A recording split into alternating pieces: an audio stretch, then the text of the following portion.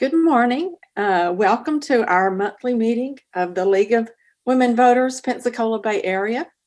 My name is Jane Spruill, and I'm the president this year. And it's been a good experience for us. We are meeting one more time with Zoom next month in our annual meeting, and I want to really encourage all of our members to attend. It will be in a Zoom format. And I know we're so anxious to be together face to face. And I feel like that's coming soon, but not quite yet. Anyway, our annual meeting is on Saturday, May the 15th at 10:15. We're asking you to log in a few minutes early so we can start our program at 10:30. And we expect to have probably a larger crowd since it's our annual meeting. So remember that and log in a bit early.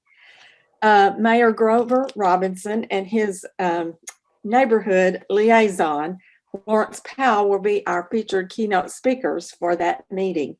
And I'm very excited about it. He will address the homeless issue in our area, and it's something I think he's has a personal passion for, and I'll be anxious to hear what he has to say and how we may get involved with that for our community. Our annual meeting is a time when we really reflect and look at the efforts and achievements for this past year. And it's also a time that we put people and ideas in place for the coming year. So please attend. It will be important. And I know that's the meeting when many of us pay our annual dues for membership. You will still be able to do that with a PayPal account online. And of course, if you choose to round up your dues amount and include a donation, that makes us really happy. And that happens a lot at the annual meeting too. But please try to come and be there. It's important to us, first of all, just to have a quorum of attendees so that we can conduct our meeting. And that will be May 15th, Saturday morning. This year, we started a partnership program. And we are trying to identify other like-minded, not-for-profit groups in our community that may want to partner with us. We realize that there's a lot of things that we could bring to each other through our partnerships, and it's a way for us to get a larger, visibility with the community. So this month, our partner is Manna, which makes great sense because our key speaker is from Manna. It's really, really important that you are involved with the work that we do. Please consider this year joining another committee or even taking on like a one-time 2-hour task. We ask folks to help deliver our guide to elected officials this year, and sometimes your volunteer time may be limited, but things like that are really important to support. Writing a letter to the News Journal editor would be an important way to get involved, or contacting your representative. Right now, they're in the midst of the legislative session, so if there are things coming up that you feel are important to speak about, please do that. We are going to focus this next year on those things, in engaging our members in tasks with the work that we do. It is my pleasure today to introduce our topic and our guest speaker. We are actually going to have two speakers today. We'll watch a short video with Nikki Freed, who is the Commissioner of Agriculture for the state of Florida. And she's very, very passionate about her journey personally and professionally working with food insecurity and poverty. Followed by the video, we get to hear from our own local champion when it comes to food insecurity. DeDe Flounlaker is the executive director for Manna, and she has served in that position since 2011. She's a graduate of the University of Alabama, and she comes to Manna with about 35 years of experience in working with not-for-profit and volunteer organizations. In 2014, Manna was awarded the statewide Champion of Service Award by the governor's office. This award was to recognize the work that they did following the April 2014 flood. If you all lived here in 2014, you'll never forget that. It devastated Manna's facility and their program. But not to be put down, DeDe rose to the occasion and helped launch a very successful capital campaign for Manna. And they ended up raising over $1.7 million. And as a result of that, they were able to have a new facility and really meet the needs for food insecurity in our community in a much better way. If you have not been down to the current facility for Manna, I encourage you to go down and have a tour. That facility is what every nonprofit facility should look like in our community. It is beautiful and it is so, user friendly, I can tell, to the individuals that they serve. DeDe is an important and highly visible member of our local community. And if you have had the opportunity to know DeDe, then you know her actions speak volumes for what has happened in this community. She has tremendous respect and commitment to those who are in need. And I welcome you, dear friend, to our meeting today. And we'll start first with the video and then hear from DeDe. Thank you. Okay, just take me a second to cue up the video. Okay.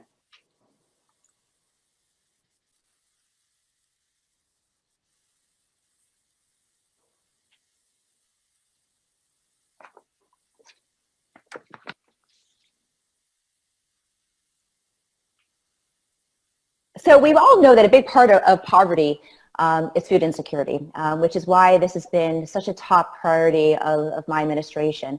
You know, just kind of a little bit of background on why this is so important to me is that, first of all, growing up in Miami, I started my own soup kitchen when I was in high school. So my junior and senior year, every single Saturday evening, I traveled all throughout Miami and collected all this food, and then Sunday morning went down to Camilla's house and did our own soup kitchen on Sundays, and got an opportunity to talk to a lot of people. And you know, the stories that you heard from people that were unfortunately in line were inspiring, though. Were inspiring, and something that has always stuck into me, that this is something that I wanted to always engage in. And, you know, and then as time went on, I was in the public defender's office, and so I saw firsthand too so much poverty, and so much of that again continued to inspire me to want to make a difference and to want to do good things. And I've basically really along my journey, and especially, you know, now that we oversee the food and nutrition program for the entire state, you know, really recognizing the interconnection between when people have food and have access to food, they succeed. You know, we know when our children can't eat, and they can't be successful in our school systems if their parents are also not having nutritional meals. Not only are they increasing their health concerns and diabetes and overweight and other medical conditions, which is another drain on our healthcare system, but they're also not able to fully meet the needs that they may have in the workforce. And so they're not as successful and not as efficient in the workforce. So as I kind of have gone through my journey, realizing that this had to be a major pillar for me in my administration, so much so that inauguration was a Tuesday. On Monday, we actually went to up here at First Harvest, up here in the Big Bend in Tallahassee, and did an entire day of packing backpacks and food for families up here in Tallahassee. Had my entire team, all my family who were in town for inauguration, just to show how important that is to me personally, and how important it is for the mission inside of the Department of Agriculture. So since taking office, we've been working statewide to fight against hunger and food insecurity, ensuring families across the entire state can access wholesome, fresh meals. You know, Florida produces a huge volume and variety of farm fresh foods, with over 300 different commodities grown right here in the state of Florida. Yet, nearly 3 million Floridians suffer from chronic hunger and food insecurity, including 850,000 of our kids. With many of our states challenging stemming from the lack of access to nutritious food, hunger creates statewide impacts that have direct effects on our communities and the environment. You know, and as I travel the state and I go to a lot of chambers of commerces, lots of business opportunities across the entire state, I talk a lot about food insecurity. and trying to make everybody understand that this is not just an issue that is affecting one part of our state or in certain parts of our communities, but this really has a dramatic impact on everybody, you know, the entire workforce and the healthcare system, and really trying to engage our business community to understand and to open their eyes about what can be done and the severity of what is happening in our state.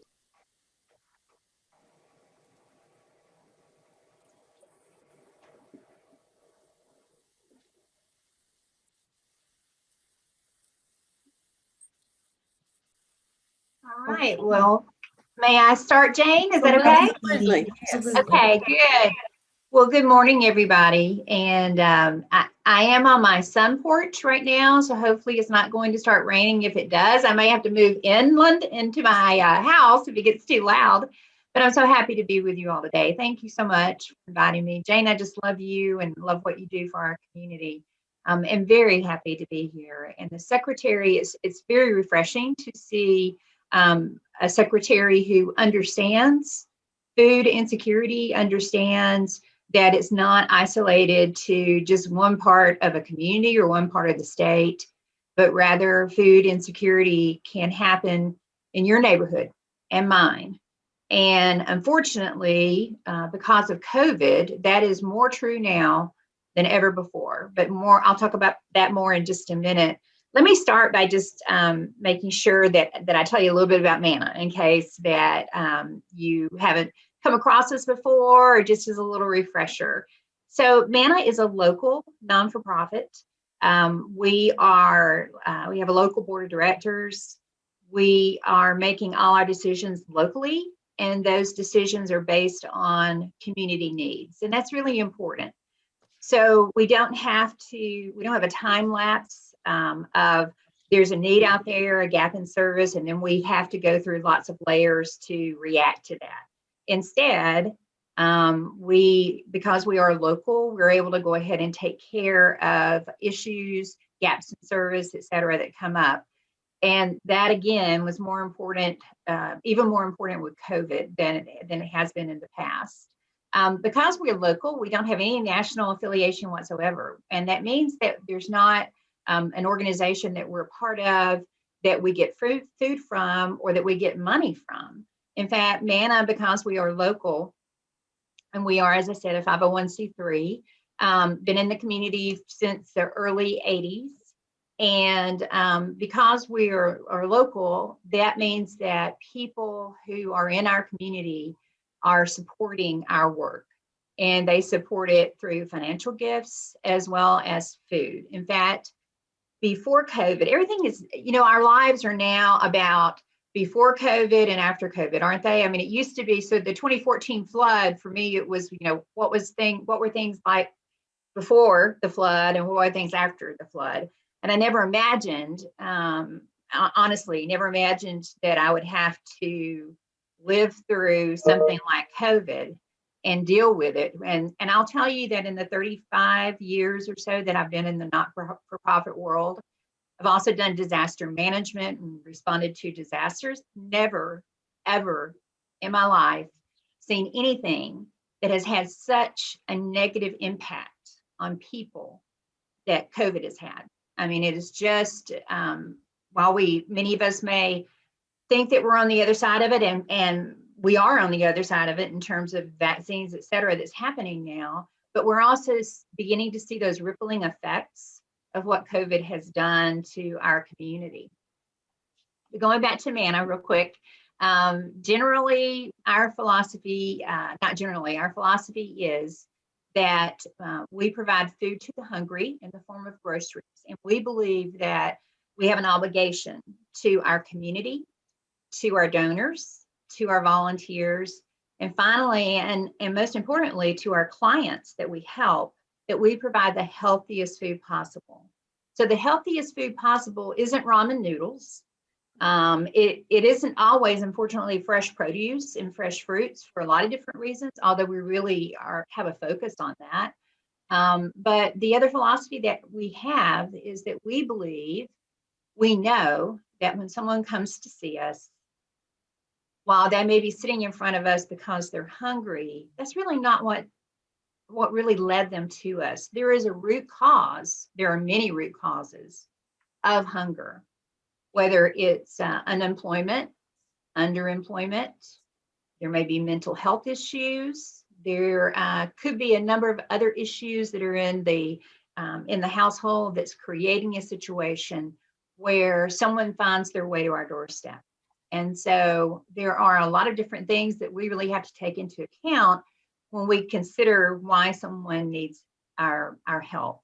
And I will tell you too that hunger is very complex.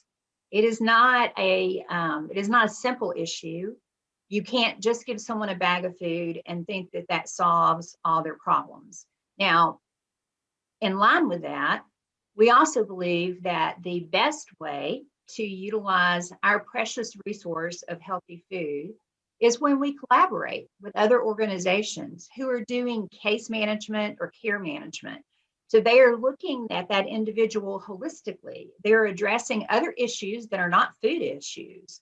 And then we partner with many agencies to kind of run beside them, providing them with healthy food for their clients so that that becomes a resource for not only the agency, but most importantly for the client. And so that is our philosophy as well, that we know food is best used when it is in concert with another organization. So pre-COVID, we had 3 pantries that we operated. The main one was down at our site. And thank you, Jane, for your kind words about our organization's site. We love our place at 3030 Northeast Street.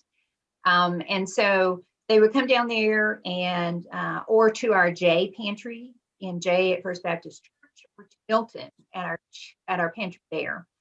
And we provide food through our pantry services to someone a maximum of 3 times a year. So we do not want to be that place where someone becomes becomes dependent on us. We're not doing the client any favors if we do that.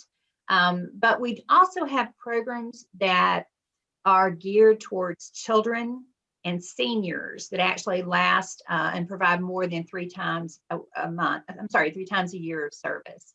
Then the other thing that we were doing pre-COVID was we had 10 partners that we were working with and 9 specialty programs that we were operating. And those were things like an after-school program that Boys and Girls Clubs do at Montclair Elementary, where they are teaching the children everything from science to math, etc. And that program is called Tummy Bundles. And so we provide 7 meals to the children every weekend that qualify for the food. It is our school resource officer program that we do with our Escambia County Sheriff's Office, as well as the Pensacola Police Department, where school resource officers are provided food by Manna in the schools, so that when a child comes in or a student comes in, and they were coming into the SRO's offices and saying, I'm hungry. Or what was happening was a child was acting out and the officer would discover that they were hangry. They had not eaten. And so they have food boxes in their offices in all of the schools in Escambia County. And they're able to share food with the kids who are coming in to try to help them out while on site. So all of that was pre-COVID. Then COVID hit. And, I don't know about you, but it's hard to believe it's been a year now. And it's been a tough year. And I tell you, I think we all learned how resilient we are and how strong we are. And that's certainly true for Manna, because last March, we had to make some really difficult decisions. So one of those decisions was that we had to ask our volunteers that were 65 years old and older to take a break and go home and be safe. And that meant that overnight, our operational volunteers who came into the warehouse, came into the office every week, 85, we went from 85 people to 11 people overnight. At the same time, starting in March and then March through August, we actually did not take food donations, because at that time, we didn't know enough about the virus to know if it lived on the surface of food, et cetera. So we were not taking food donations. And then finally, while we tried to do service through our pantries, it became impossible. First of all, many of the volunteers were over 65. Secondly, there just wasn't enough space in our two pantries outside of the main one where we could get 6 feet between people. And then thirdly, the world was really scary a year ago. We didn't know what was going on. We didn't see an end in sight. And for Manna, while those reduction of resources were happening, demand was skyrocketing. It was incredible how much demand went up. And we had to shift. We had to rethink what we were doing and how we were doing it. And what we did was, over the course of the following year, we worked with organizations and agencies in the community that were addressing gaps in service, that were addressing parts of our community that had needed help before COVID and it got worse. And then they were also addressing the issue of many people who never needed help before that suddenly did because of COVID. We especially saw that in our restaurant, in our service industry, where restaurants and bars were either shut down completely or they were running at minimum capacity. And these are folks who ordinarily don't need our help, and suddenly they did. And so working with, over the course of the year, and I'm gonna look at my notes because I wanna make sure I get this right, we worked with 78 agencies and organizations over the past year at 130 distribution sites. We saw demand increase by 61% in terms of people. 61% increase in terms of demand and number of people. And we distributed 55% more food than we did the year previous.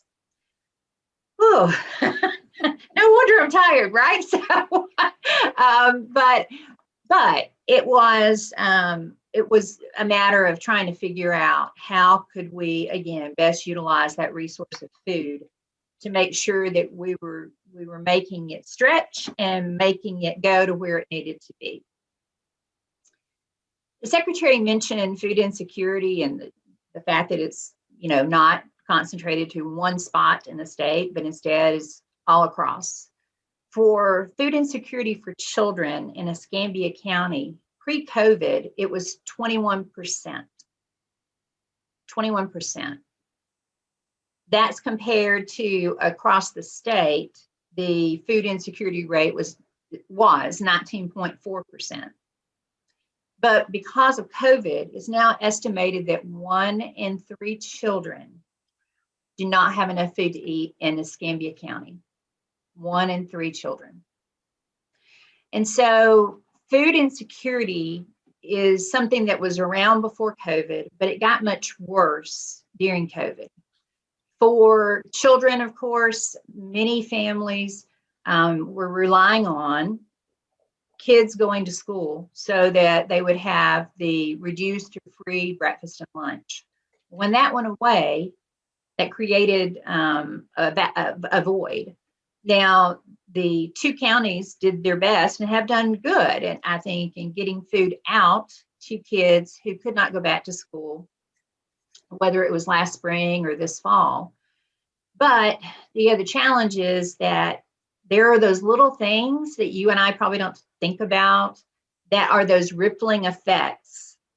So let's say that food's being distributed at a community center, which is wonderful. That's great. But how do you get there? And that became a real issue because a lot of people could not get there to get the food. The same was true for our seniors. They could not get out. It wasn't safe for them to go to the grocery store. And quite honestly, there wasn't a whole lot of food in the grocery stores as well during COVID. So one of the things that we started with our seniors, we were seeing senior citizens, low-income senior citizens, at our main pantry pre-COVID. We were giving them 10 days worth of food every month. They qualify via income qualification. and they really rely on us. But when we had to close the pantry, we talked about how we might be able to continue to help them. It wasn't practical that they could come out and get the food. That would be a burden upon them. And so we actually started working with Cokesbury United Methodist Church. They are home delivering food every month to these low-income seniors that need help. And during COVID, from March until about October of last year, we doubled the amount of food that we were giving those seniors. We went from 10 days worth of food to 20 days worth of food. And we did that because we knew that the safest thing for them was to go ahead and stay home, to not get out. And by home delivering that, we made sure that they had enough food that they could survive and actually thrive in many ways. When we look at the future, boy, the crystal ball is so muddy. And I think it was muddy before COVID, but it's really a mess right now. There are a lot of factors that come into play, I think, in the following year that are going to affect food insecurity. One is the eviction moratorium. The eviction moratorium is set to be raised, at least, and it could be put off again, but I think right now it's set to be raised or released as of, I think, September, October of this year. If that happens, and by the way, let me just say that this is one of those things that COVID did, right? So while the eviction moratorium has helped a lot of people who absolutely needed the help, it has created a burden for people who are individuals who own rental properties, right? So there's just double-edged sword. But if that happens, there are going to be a number of people who will not be able to pay their back rent. First of all, I mean, you're talking about potentially a year of back rent. So they're not going to be able to pay their back rent. And many people just will not have the money. And so what's going to happen is that a lot of people are going to wind up being kicked out, and then they're going to have to find some place to live. And that probably means doubling up with family or friends. They may be living in their cars. So we could see the homeless population increase, unfortunately. The other thing that gives us concern is the rising cost of food. Food costs are on the rise. You may have seen it yourself when you're purchasing groceries. It had its biggest increase in March. And I think over the course of the past year, food prices have increased by about, I think it was 2.6%, which doesn't sound like a whole lot, but it really is. And then the other things that have an effect on people who are food insecure, or who live in poverty, who are the working families who are just getting by. They're doing everything they can, y'all. They're doing the right things. They are raising their kids. The kids are going to school. They're working, but they're on the edge there. And it's that one unexpected expense that can throw everything into disaster. And so with the rising cost of gas prices, that also has an effect, of course, because when you raise gas prices, it becomes more expensive for someone to purchase the gas, to put in their vehicle, to get to work, right? And so it all has, unfortunately, a compounding effect. I just want to, I guess, wrap up. And Jane, I don't know how I'm doing on time. Good. Okay, good. Because I'll talk all day, but we're not going to talk all day, right? So I promise. Well, there may be some questions to the end. Yeah. Good. Well, yeah. I'll just end with this. Manna is an amazing organization, and I don't say that because I'm the executive director. I say that because Manna has been around since 1982, and one of the most beautiful things about Manna is that we are able to look at the local landscape and then act upon challenges that may be happening locally. I told you that we shared out food and worked with 76 organizations and agencies in the past year. That's pretty amazing. But the other thing that's really beautiful and amazing about Manna is that we have so many people who love us and care about this community. We see that in the generosity of folks everywhere across our community. And people really want to help and be a part of Manna, and we're just so grateful for that. We really are. It means the world to us that this community supports us, and we want to live up to the needs in the community and make sure we're meeting expectations. So Jane, I'll turn it over to you. All right. And Mary Louise, I think, is going to monitor the Q&A for us. I have one question at the moment, and that is, where do you, in what part of Manna do you need volunteer help at this point in time the most? So if somebody came forward to volunteer, what would they be asked to do? Yeah, thank you so much for that question. And that is a great question. So what we are doing right now is we are having those 11 volunteers that I mentioned that's been coming in every week since the pandemic. And in fact, one of them has been coming in, I think, every single day and volunteering 6 to 7 hours a day. It's pretty amazing. But there are a couple of things that we're doing. One is we are actually just now beginning to introduce volunteers back into the environment. Probably the biggest need is going to be in our warehouse, and that will be anything from sorting food to coming in and help us pack bags. When we start doing service again at Main Pantry, we're going to need some folks who would be willing to commit to be interviewers, which means you sit face to face with the client and help them find out how they can get other resources besides Manna. And it's the one point in contact that we have with our clients. And so that's going to be very important as well. If anyone would like to, if anyone's interested in volunteering or wants to know more about Manna, Jane's got my email address, Mary Louise does too. So please feel free to share that. And you're welcome to email me. Right now, what we're doing is those 11 mighty volunteers, and then we've got a couple of volunteer groups that are coming in and helping us. I think in the next probably 8 weeks, we're going to begin introducing more volunteers back into the environment. Okay, so if a volunteer was 65 years or of age or older, but they were vaccinated, would that be somebody that you could accept as a volunteer? Yeah, we've got, so what we are going to be doing is first, we're going to have our volunteers who were helping us pre-COVID, giving them the chance to come back in and help us again.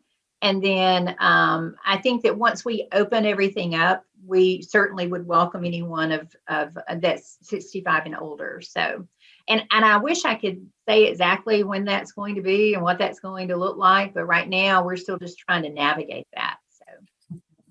Okay, here's another question.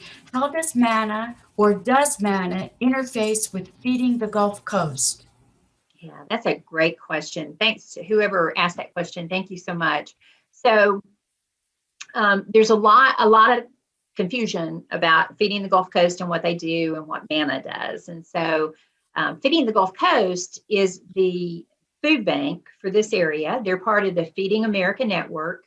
Their home base is in Theodore, Alabama, because they cover parts of Mississippi, Alabama, and then, of course, the Florida Panhandle. So they've got a multitude of counties that they're working with. They also have a warehouse in Milton, and it's from that warehouse that I think they mainly try to help the folks in the Panhandle. So with Feeding the Gulf Coast, they're part of they have a national affiliation with Feeding America. And they're working with food pantries, soup kitchens. Right now, because of COVID, they're doing a lot of mobile food distribution, working with a lot of churches in town. So for Manna, what we are is, again, no national affiliation, and we're a direct service provider to the hungry. So, I was mentioning we've got some of those specialty programs that we do with our partners. we actually are also doing programs where we are able to measure the impact of what the food is having, and which is really important to us. And so during COVID, what we've seen is Feeding the Gulf Coast has had a lot of food distributions that they've worked, again, called mobile pantries that they've done across the Panhandle. For us, though, that's not our service delivery style. And so instead, what we've done is we pack grocery bags. For the most part, that's how we're giving out the food. We're also using a USDA packing list so that we make sure we're doing the healthiest food we can. So the two don't really usually cross and intersect that much. Okay. A question that sort of piggybacks on that is, you mentioned that Manna is for Escambia County. One of our members would like to know if you interact with Santa Rosa County or Okaloosa County for their food pantry needs. Yeah, thank you for asking about that, because I need to be sure I tell you that, yes, we do quite a lot of work in Santa Rosa County. When COVID happened, and before the bridge went out, of course, before Hurricane Sally, we were working with the United Methodist Church over in Gulf Breeze down Highway 98. Closer to Midway, they were doing some distributions initially, and so we were helping them with food distributions, as well as we've worked with a couple of churches in Gulf Breeze as well. But that was COVID, and certainly we've also supported some distributions over on the beach as well, and that's really been geared more towards the service industry. So not so much people who are living on the beach, although if they need it, certainly, it's there. But we actually partnered with some restaurants and bars to get food distributed out to their employees. And so pre-COVID times, and continued since COVID, is we actually work with Dr. Karen Barber. So if you are familiar, and you all are, of course, with politics, you know that Karen actually is now the superintendent of education at Santa Rosa. But before she did that, she was running the federal programs for the school district. And so we have had a partnership with the Santa Rosa School District and their vendor for the cafeterias in the schools for, probably 8 years now. And it's called Backpack for Teens program. And I really should ask that we change the name, because it's not a backpack program. What we do is we're providing the equivalent of 7 meals plus snacks to students on the weekend who are identified by school personnel as being, generally, they're either homeless, they're called unaccompanied youth, which are students who are not in the company of their parent. And a good example of that would be if someone is incarcerated, if for some reason the parent abandoned the child to their grandmother. All these things, by the way, happen. And what we've seen over the past couple of years, and especially with COVID and that program, is that there are kids who Karen coins as emergent needs, which really means that these are kids who something's happened and they really need help right now.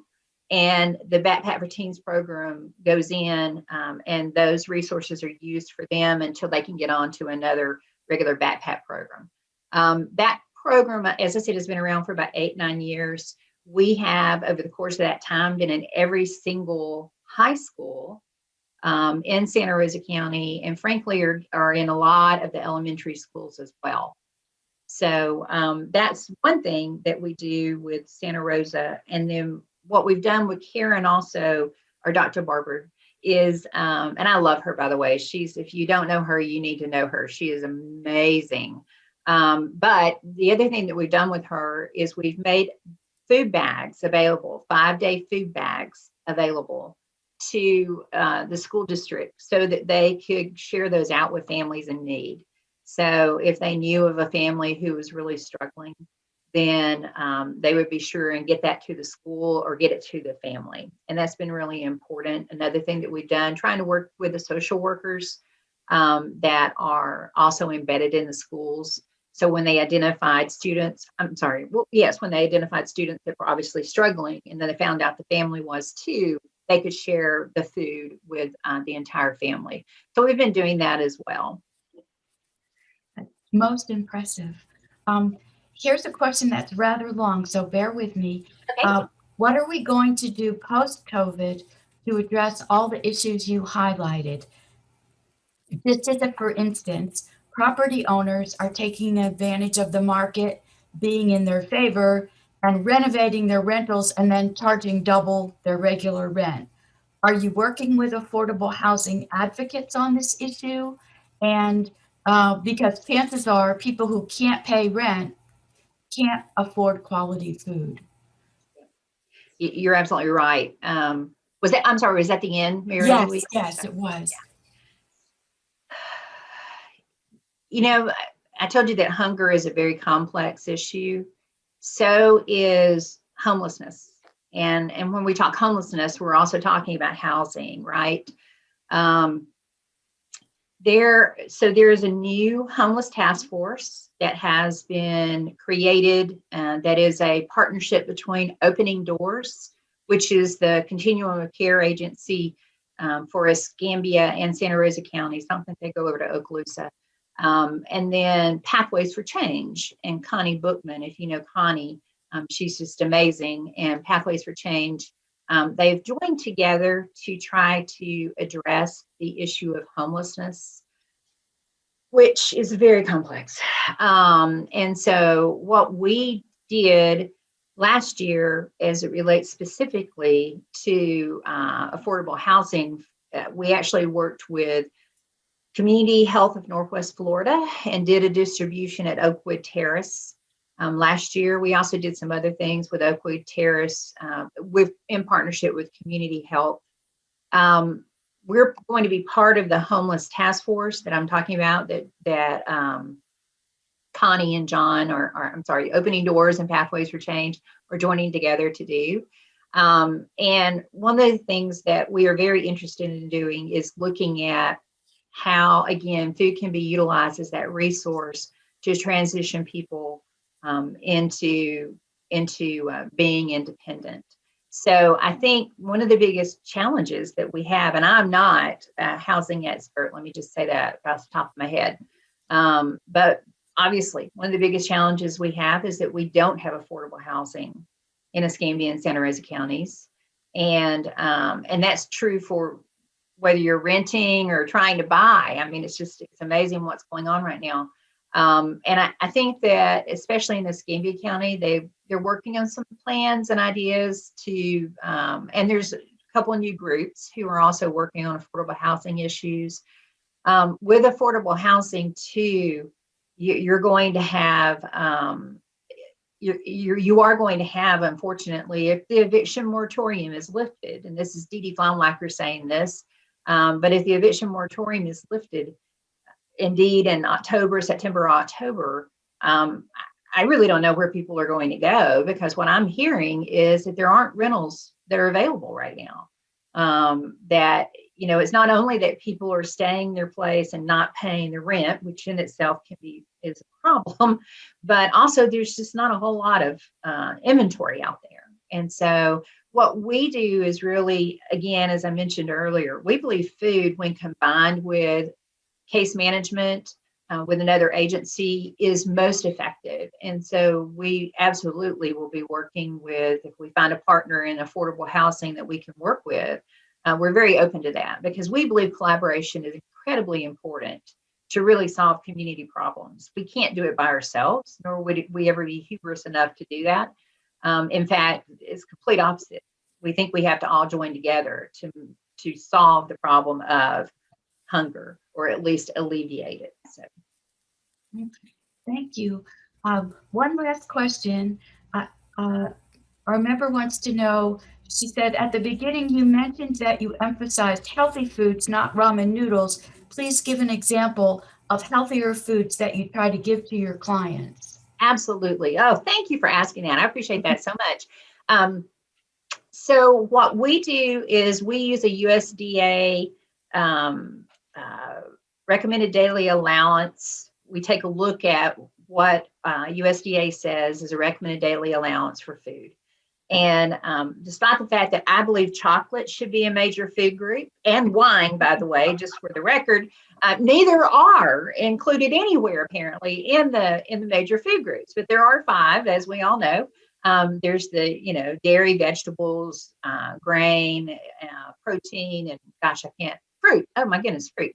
So what we do is we're packing our grocery bags and our food boxes with canned vegetables like carrots.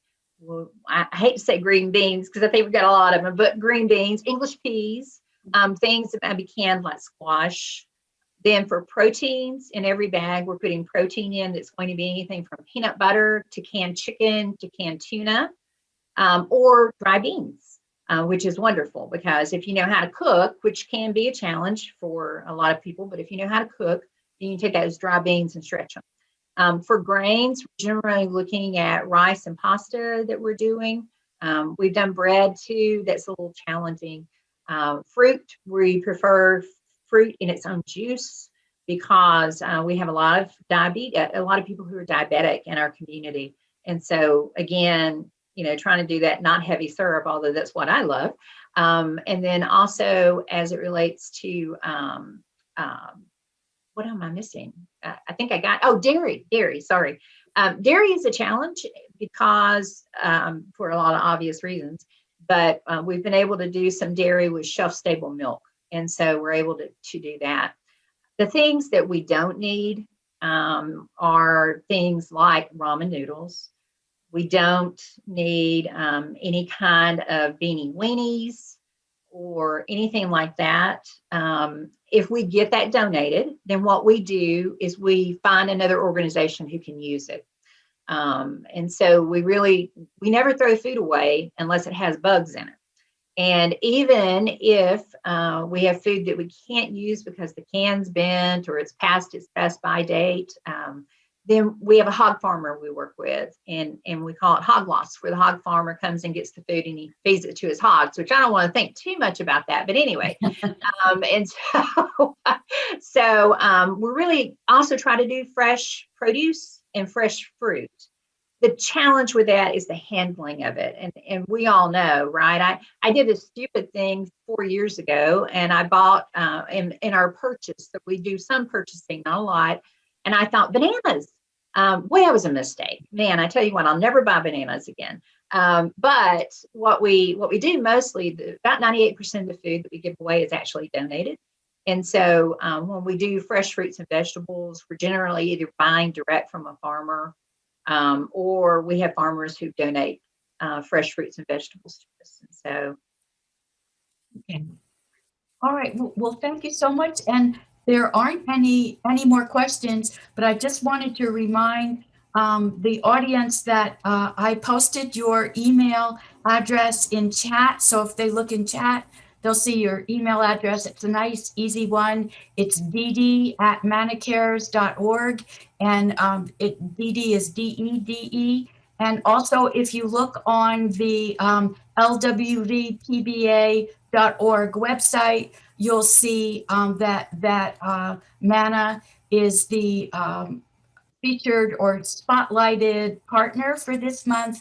And then you'll find that information again on our partnership pages under the About Us tab. So you cannot find information about Manna and how to contact them in a couple of different ways, but there's in chat is her direct email address that she shared with us. And wait a minute, there's one more.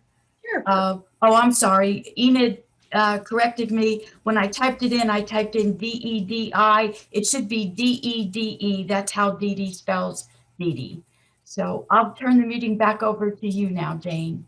Thank you. Thank you, Mary Louise. We could not make it this year had you not been around. It's been tremendous. And thank you, DeDe. And thank you, Manna, for the things that you do in our community.